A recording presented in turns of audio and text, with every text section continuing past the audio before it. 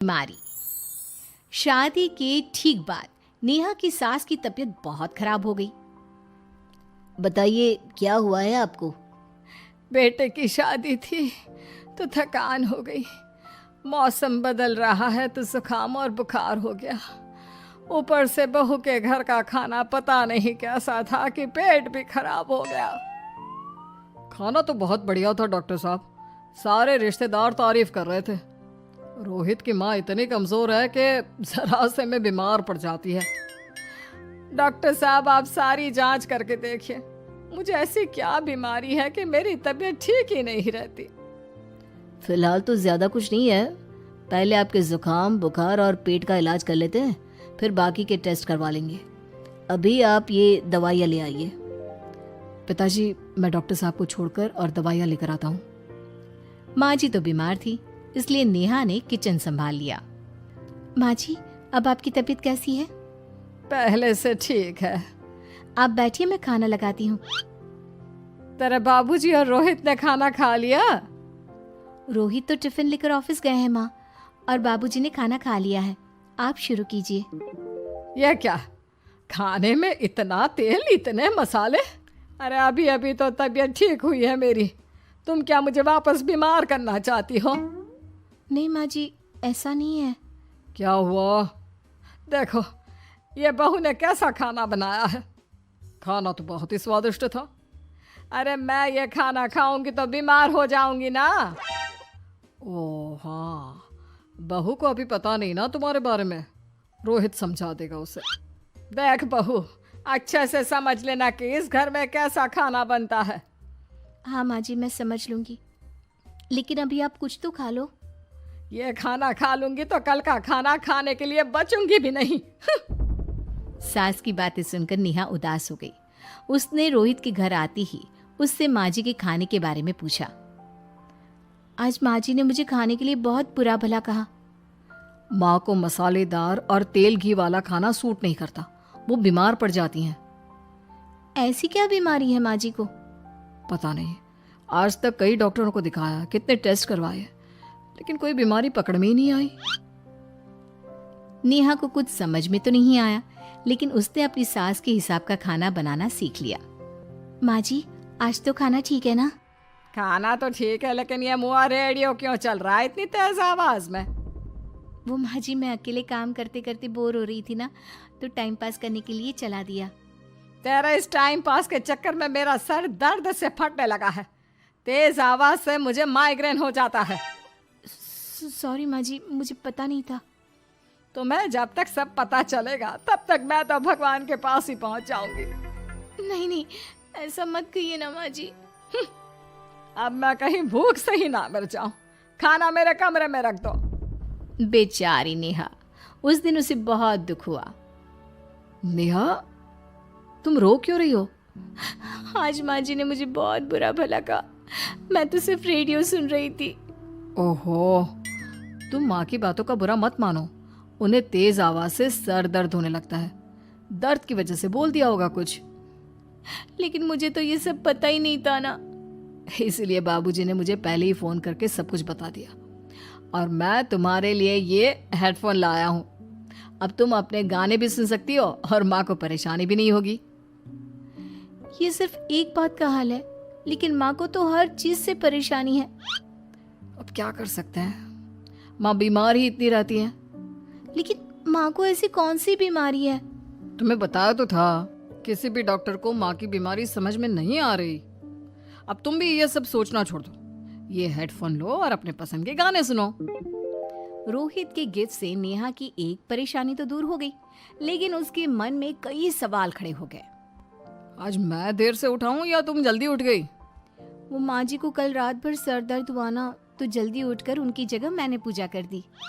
अरे वाह, अच्छा अच्छा, हे भगवान, ये किसकी करामत है? ये तो माँ जी की आवाज है। चलो चल के देखते हैं। क्या हुआ माँ? अच्छा, ये घर में गुलाब कौन लाया? मुझे नहीं पता, मैं तो अभी उठा हूं। माँ जी आप कल रात भर सो नहीं पाई, तो मैंने जल्दी उठकर पूजा पाठ किया। घर में फूल नहीं थे ना, तो मैं बाजार से गुलाब के फूल ले आई। नेहा, माँ को गुलाब के फूल की एलर्जी है। अब मुझे ये कैसे पता होगा? अच्छा, तुझे कुछ पता नहीं तो तू वही काम क्यों करती है जिससे मेरी तबीयत खराब हो जाए? रोहित के बाबूजी, ये बहू मेरी जान लेना चाहती है। माँ जी, मुझे ऐसा करके क्या मिलेगा? वो तो तुझे ही पता, लेकिन कुछ तो है। रोहित की माँ, बस करो। बेचारी बहू को कुछ पता ही नहीं है, बस इसलिए उससे गलती हो जाती है। जाओ तुम कमरे में। बहू, तुम रोहित की माँ का बुरा मत मानो। वो अपनी बीमारियों से इतनी परेशान है कि उल्टा सीधा बोल देती है। नहीं नहीं बाबूजी, मुझे बुरा नहीं लग रहा, मुझे चिंता हो रही है माँ जी की बीमारी की। ये बताइए कि माँ जी को ऐसी प्रॉब्लम्स कब से होने लगी? शादी के 6-7 महीने बाद से। बाबूजी, तब घर का माहौल कैसा था? अरे भरा पूरा परिवार था। मेरे बाबूजी, माँ, काका, काकी, मेरे दोनों बड़े भाई, दोनों भाभियाँ, दोनों के 2-2 बच्चे हैं, एक छोटा भाई और एक बहन। सब साथ रहते थे। इतना बड़ा परिवार? हाँ, मैं जब 10 साल का हुआ ना, तब पापा का ट्रांसफर यहाँ हुआ। उसके पहले तक तो हमारी जॉइंट फैमिली ही थी। और माँ जी किस चीज से बीमार पड़ जाती हैं? जब तेज गर्मी हो, ठंड हो या ज्यादा बरसात हो जाए। जब माँ ज्यादा थक जाए, जैसे दिवाली पर घर की सफाई या कोई फंक्शन हो, या ज्यादा मेहमानों के आने से घर का काम बढ़ जाए। तेज म्यूजिक, तेज लाइट या ऐसे कोई तेज स्मेल आ जाए। तो माँ जी की ये बीमारी ठीक हो सकती है। कैसे? सब पता चल जाएगा। आप कल माँ जी की टेस्ट रिपोर्ट लेने जाने वाले हो ना? हाँ। तो सुनिए क्या करना है। अगले दिन रोहित माँ जी की रिपोर्ट्स लेकर आता है। माँ, बाबूजी, नेहा। अरे क्या हो गया रोहित? माँ जी की रिपोर्ट आ गई है। कुछ सीरियस है क्या? जिसका डर था वही हुआ। अरे गोल गोल बातें मत कर, सीधी तरफ बता बेटा, क्या हुआ है मुझे? माँ, आपकी किडनी, लिवर सब फेल हो गया है। आपका दिल भी कमजोर हो गया है। डॉक्टर ने कहा है कि आपके पास सिर्फ 1 महीना बचा है। ये क्या बक रहा है? ऐसा हो ही नहीं सकता। मुझे लग ही नहीं रहा कि मैं इतनी बीमार हूँ। लेकिन माँ जी, रिपोर्ट झूठी तो नहीं हो सकती ना?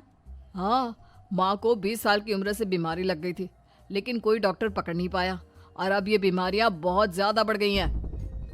हाँ रोहित की माँ, तुम्हें याद है शादी के 6 महीने बाद से तुम बीमार रहने लगी थी। अरे लेकिन वो अलग था, मुझे ऐसी कोई बीमारी नहीं हो सकती। ये तुम कैसे कह सकती हो माँ? हाँ, तुम उस वक्त बीमार पड़ी थी ना, और अब डॉक्टर भी यही कह रहे हैं, तो सच ही तो होगा। और आप तभी से बीमारी तो रहती आई हैं। अरे लेकिन तब मैं बीमार थी ही नहीं। क्या मतलब? अरे तब मैं बीमारी का नाटक करती थी, मुझे कुछ नहीं हुआ था। ये क्या बोल रही हो? हाँ, घर में इतने सारे लोग थे और सबसे छोटी बहू मैं थी, तो सारा काम मुझे करना पड़ता, इसलिए काम से बचने के लिए मैं नाटक करने लगी। लेकिन आपको अभी भी वही बीमारियां होती है ना माँ? हाँ, अगर नाटक था तो ये प्रॉब्लम तुम्हें अभी क्यों होती है? इसका जवाब मैं देती हूँ। माँ जी कई महीनों तक नाटक करती रही, इसलिए इनके दिमाग ने धीरे धीरे इस झूठ को सच मान लिया और इनका दिमाग उन बीमारियों का एहसास कराने लगा। हैं? ऐसे भी होता है क्या? हाँ माँ जी, इसे प्लेसिबो इफेक्ट कहते हैं। जब आप बात बात पर बीमार पड़ने लगी तो मैंने अपने मामा से बात की, जो एक साइकोलॉजिस्ट है। उन्होंने बताया मुझे। तो ये रिपोर्ट्स? मैंने झूठी रिपोर्ट बनवाई थी नेहा के कहने पर, ताकि आप सच बताएं। यानी मुझे कुछ नहीं हुआ? नहीं माँ जी, और आपकी इस प्रॉब्लम का भी सोल्यूशन है। हम किसी अच्छे साइकोलॉजिस्ट को दिखाएंगे और आप जल्द ही ठीक हो जाएंगी। वाह बहू, मैंने तुझे इतना भला बुरा कहा और तूने मेरी जिंदगी भर की तकलीफें दूर कर दी। थैंक यू और सॉरी बहू। अरे मुझे भी तो सॉरी कहो, पूरी जिंदगी तुम्हारी सेवा की है, वो भी झूठ मूठ की बीमारी के लिए। हाँ हाँ, आप भी माफ कर दो मुझे, बस सॉरी। तो इस तरह नेहा ने अपनी सास की बीमारी पकड़ भी ली और ठीक भी कर दी।